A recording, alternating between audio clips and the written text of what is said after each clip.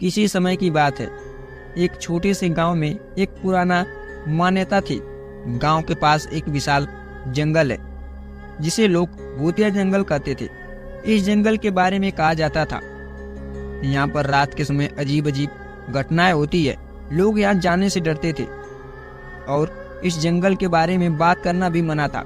एक दिन गांव में एक युवा और साहसी पत्रकार अजय अपने दोस्तों के साथ उस जंगल के रहस्य को जानने के लिए आया था। अजय का मानना था कि ये सब सारी बातें केवल गांव वालों की कहानियां हैं और वह उन कहानियों का खुलासा करना चाहता था।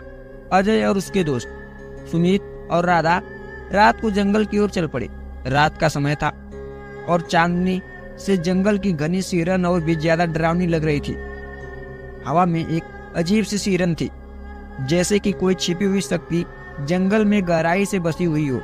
जंगल में प्रवेश करते ही अजय ने महसूस किया कि हवा में एक गंध सी है, जैसे सड़ी हुई चीजों की। उनका दिल तेजी से धड़कने लगा था, लेकिन उन्होंने अपनी हिम्मत को बनाए रखा और आगे बढ़ते चले गए। जंगल की गहराई में उन्होंने एक पुराना और टूटा फूटा मंदिर देखा।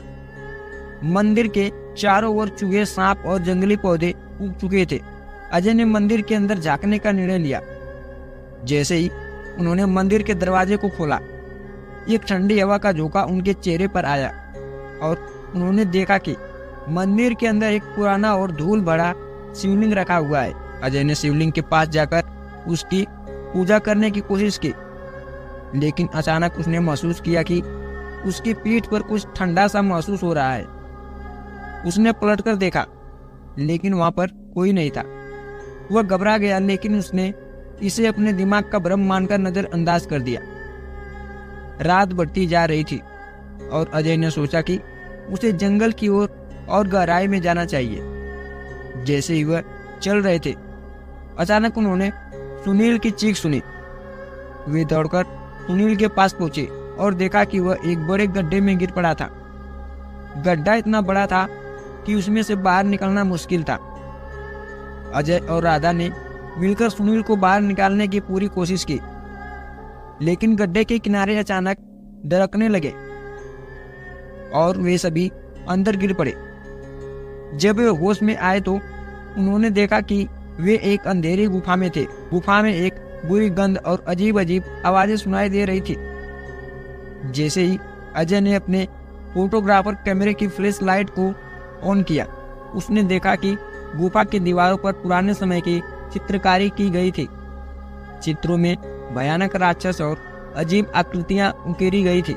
अजय और उसके दोस्तों ने देखा कि गुफा के अंदर एक पुराना गड्ढा था, जिसमें से एक नीली लाइट निकल रही थी। उन्होंने उस लाइट की ओर बढ़ने का फैसला किया। जैसे ही वे लाइट के पास पहुंचे, उन्होंने देखा कि गड्ढे के अंदर एक पुरानी पुस्तक रखी हुई थी। अजय ने पुस्तक को उठाया और जैसे ही उसने उसे खोलने की कोशिश की, अचानक एक बुरे और अजीब से धुंधले प्रेत ने प्रकट होकर उन्हें घेर लिया। प्रेत का चेहरा भयानक और उसकी आंखें चमकदार लाल थी। तुम लोग यहाँ पर क्यों आए हो? प्रेत ने अपनी गहरी आवाज में पूछा। अजय और उसके दोस्तों ने डर के मारे अपनी आवाजें खो दी। प्रेत ने कहा, यह जंगल एक पवित्र जगह है। यहाँ की शांति को तोड़ने का दूसरे परिणाम तुम्हें भुगतना पड़ेगा। अजय ने प्रेत से कहा, हम सिर्फ जंगल की सच्चाई जानना चाहते हैं, हमें यहाँ से जाने दो। प्रेत ने उनका एक अंतिम मौका देते हुए कहा, अगर तुम लोग यहाँ से निकलना चाहते हो तो तुम्हें मेरे प्रश्नों का उत्तर देना होगा। प्रेत ने सवाल पूछा, इस जंगल में छुपी हुई शक्तियाँ क्या है? अजय ने सोचा और उत्तर दिया, यह शक्ति उन आत्माओं की है जो इस जंगल में बसी हुई है। प्रेत ने मुस्कुराया और कहा, सही उत्तर। अब तुम्हें यहाँ से बाहर निकलने का रास्ता मिलेगा। प्रेत ने अपनी उंगलियों को घुमाया और एक प्रकाश की किरण ने गुफा का दरवाजा खोल दिया। अजय और उसके दोस्तों जल्दी से बाहर निकले और जंगल से बाहर आ गए। जंगल से बाहर निकलते ही उन्होंने सोचा कि भूतिया जंगल के रहस्य को कभी नहीं जान पाएंगे, लेकिन वे यह जान गए थे कि कभी भी किसी ऐसी जगह की शांति को भंग नहीं करनी चाहिए जहां पर अज्ञात शक्तियों का निवास हो। गांव लौटने पर उन्होंने सभी को अपने अनुभव को बताया और जंगल की ओर किसी को भी जाने की सलाह नहीं दी।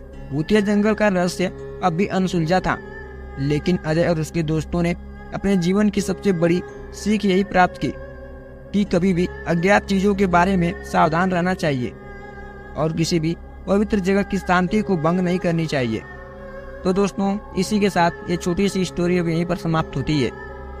तो ये स्टोरी आप सबको पसंद आई हो तो प्लीज़ वीडियो को लाइक, चैनल को सब्सक्राइब जरूर करें। तो चलिए मिलते हैं ऐसी ही कहानी के साथ नेक्स्ट वीडियो में।